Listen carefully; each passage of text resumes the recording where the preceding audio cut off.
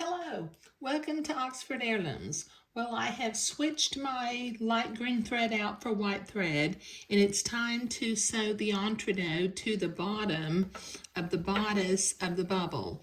So I'm going to measure, leave about 3/4 of an inch hanging off on either end.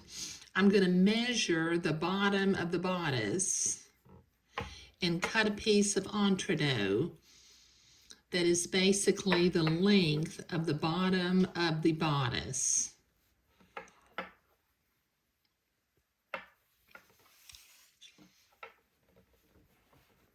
Okay, that ought to be enough. Put the rest of my entredot off to the side. Okay, now I'm going to pin this entredot on along the bottom of the bodice.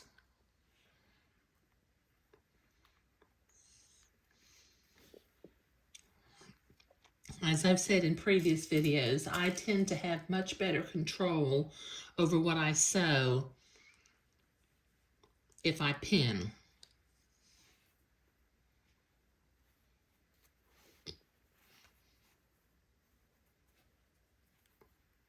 Okay, when I get to the side seam, I'm going to make sure that it's folded towards the back of the garment.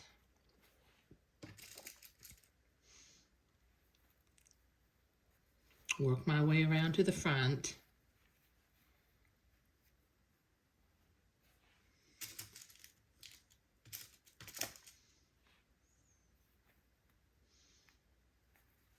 When I get to that ribbon, I'm going to pin it into place just to make sure that it doesn't get kind of wonky.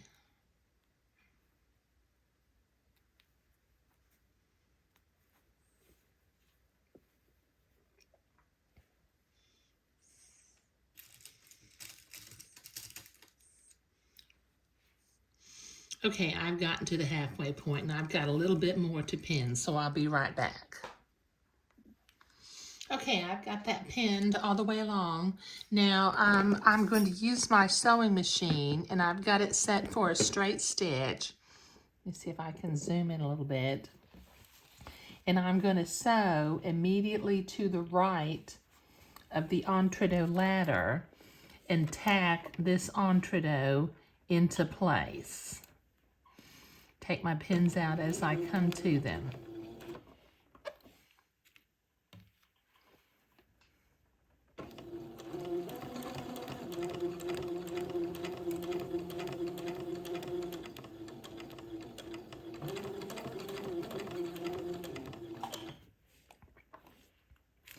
I'm not going real fast because even though this is a straight line, I want to stay close to my entredot ladder without sewing on top of the ladder or getting too far away from it.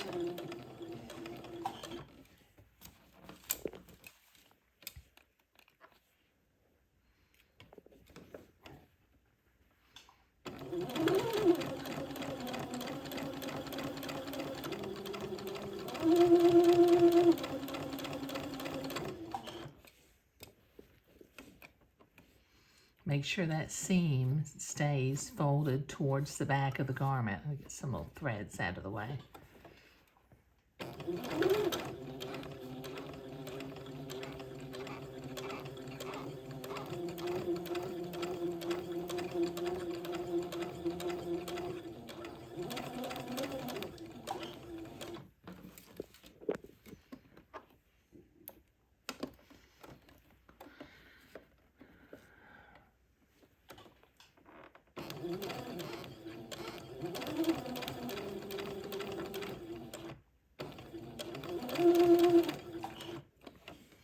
Okay, now when I get to my ribbon, I'm going to hold my ribbon in place like I did my side seam.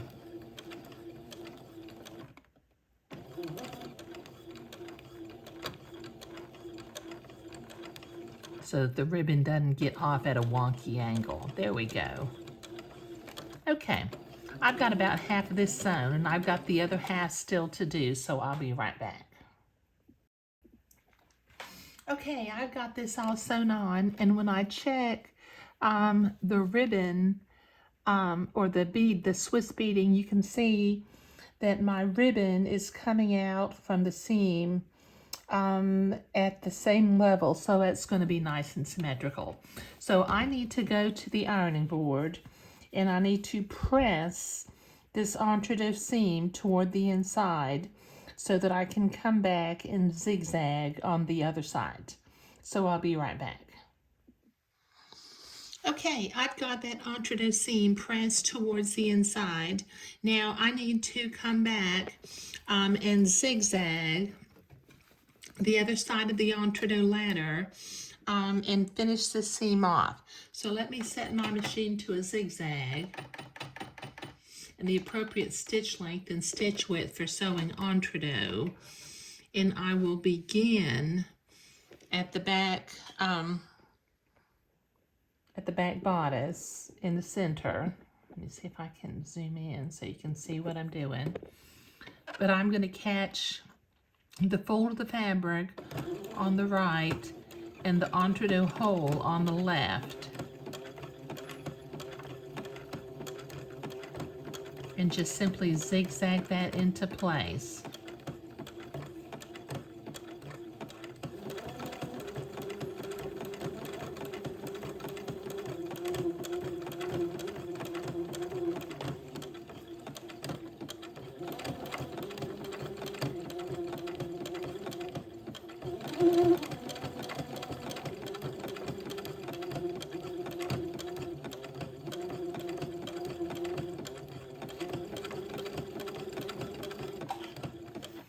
Okay, so this will take me a little while to zigzag all the way along the edge of this, so I'll be right back.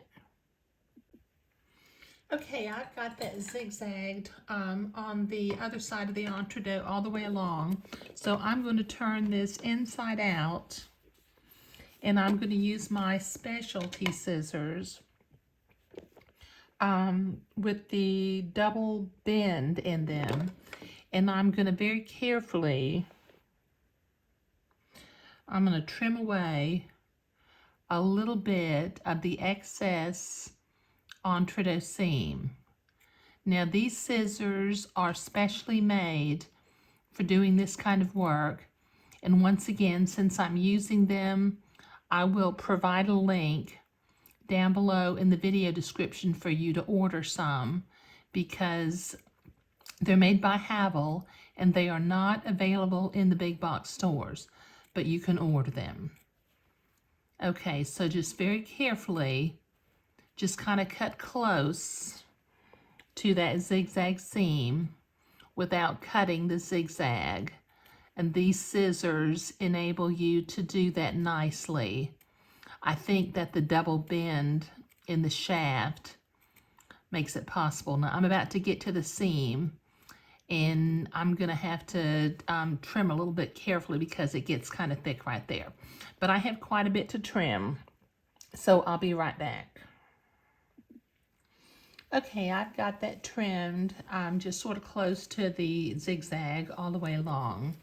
Okay, all right, now that finishes up putting the entre-deux on the bottom. Let me see if I can zoom out a little bit, of the bottom edge of the bubble. I think in the next video, it's going to be time for me to create the 3 little buttonholes on the back, and for that I'll use my Singer, my vintage Singer sewing machine with the buttonhole attachment, because it makes pretty buttonholes. In my newer machine, since the buttons that I'm using are so small, the buttons tend to fall out of the buttonhole or attachment. So, in this video, we were sewing the entre-deux to the bottom of the bubble. Thank you.